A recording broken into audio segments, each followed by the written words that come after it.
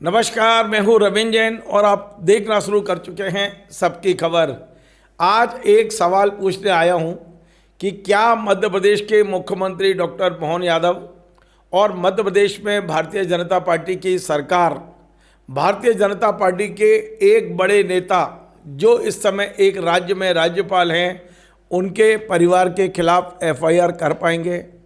एक बड़ा सवाल इसलिए है कि इस समय एक बेटी घूम रही है न्याय के लिए और वो लगातार मुख्यमंत्री से न्याय मांग रही है।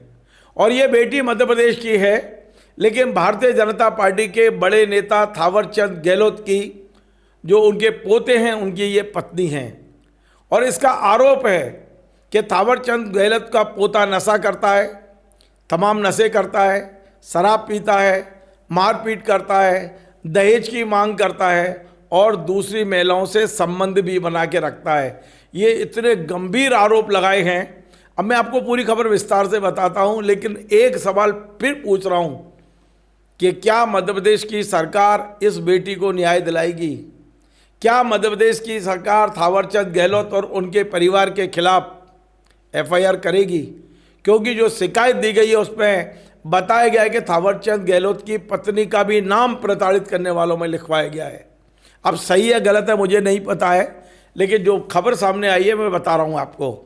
दरअसल पूरा मामला ये है कि थावरचंद गहलोत जी जो इस समय कर्नाटक के राज्यपाल हैं, मध्य प्रदेश में विधायक रहे, मध्य प्रदेश में मंत्री रहे, सांसद रहे, दिल्ली में मंत्री रहे और भारतीय जनता पार्टी संगठन के तमाम महत्वपूर्ण पदों पर रहे हैं, बड़े नेता हैं। और मैं आपको बता दूं, थावरचंद गहलोत का शायद कोई दोष ना हो, क्योंकि वे बड़े सुलझे हुए नेता हैं, उनसे उम्मीद भी नहीं कर सकते कि उनके परिवार में वे कुछ गलत कर दें। लेकिन जो आरोप लग रहे हैं वे भी संगीन हैं। थावरचंद गहलोत के 3 बेटे हैं, बड़े का नाम नरेंद्र, बीच वाले का नाम महेंद्र और सबसे छोटे का जितेंद्र।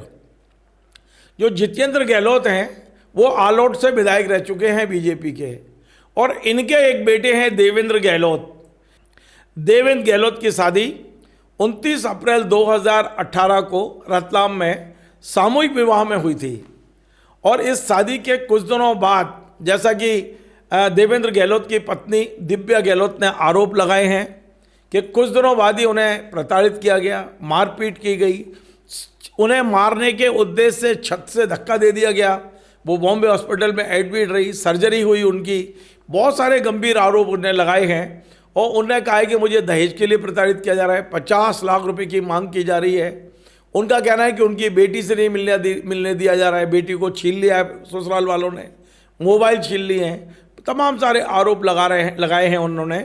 आज से 2 दिन पहले ये जो दिव्या हैं गहलोत, ये रतलाम एसपी अमित कुमार के पास पहुंची थी और उन्होंने बाकायदा लिखित में आवेदन दिया है और न्याय की गुहार लगाई है। अब आप जानते हैं कि रतलाम पुलिस तो कुछ करने वाली नहीं है, क्योंकि मामला इतना हाई प्रोफाइल है, इतने बड़े नेता के परिवार से संबंधित है कि आसानी से कोई हाथ डालने वाला नहीं है।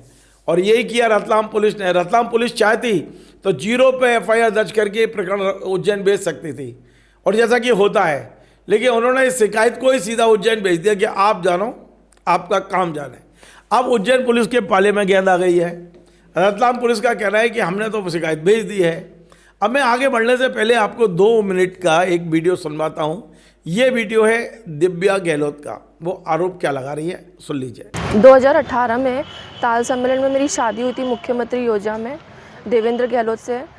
देवेंद्र गहलोत बहुत दारू पीते थे और अन्य प्रकार के नशे करना ये सब करते थे। उस समय नहीं बताया था, शादी के बाद 2-3 दिन बाद मारपीट, फिजिकल मेंटली टॉर्चर करना, मेरे को ये सब करते थे, बहुत मारपीट करते थे ये सब।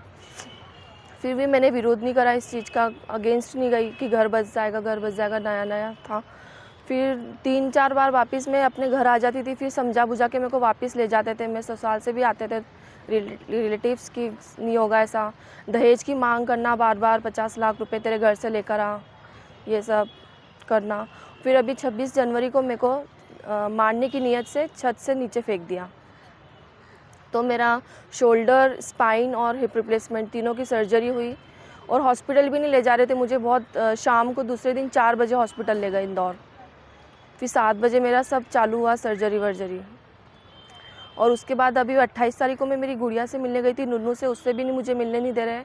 मुझे मेरे पति को फिर मैंने फ़ोन लाया कि मुझे उससे तो मिलना ही है, तो मना कर दिया साफ कि उससे नहीं मिलने देंगे। आपके पति और पति का आपके क्या बैकग्राउंड है, कौन है? मेरा पति का नाम देवेंद्र गहलोत और पिता नाम जितेंद्र गहलोत, एक्स एमएलए आलोट, और दादाजी का नाम थावरचंद गहलोत, गवर्नर ऑफ कर्नाटक।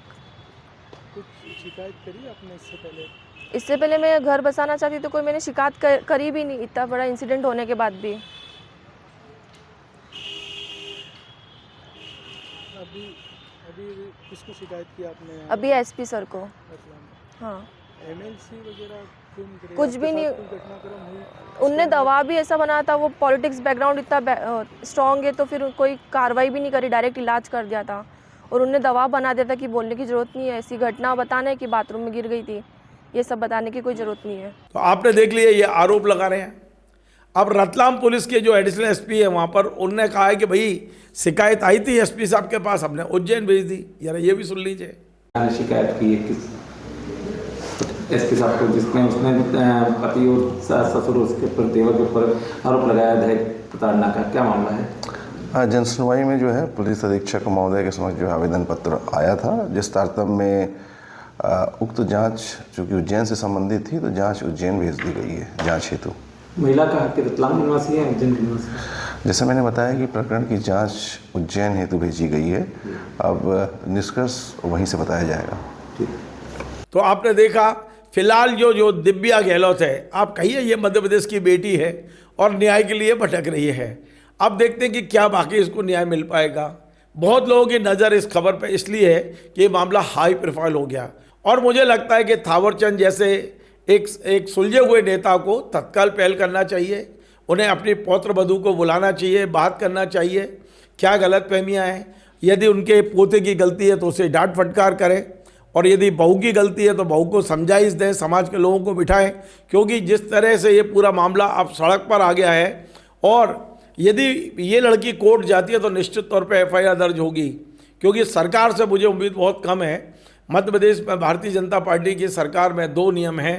एक नियम उनके लिए जो विपक्ष के लोग हैं, और एक उनके लिए जो सत्तारूढ़ पार्टी के लोग हैं। आसानी से एफआईआर हो जाएगी, इसकी उम्मीद मुझे बहुत कम है। देखते हैं क्या होता है। फिलहाल ये मामला धीरे धीरे हाई प्रोफाइल हो रहा है। देखते हैं सामाजिक स्तर पर निपटेगा या ये कोर्ट कचहरी की दहलीज तक पहुँचेगा। आपको यदि हमारा ये कार्यक्रम पसंद आए तो आप इसे शेयर करें, लाइक करें, कमेंट करें। आपसे बार बार निवेदन है हमारे इस चैनल को सब्सक्राइब अवश्य करें। धन्यवाद।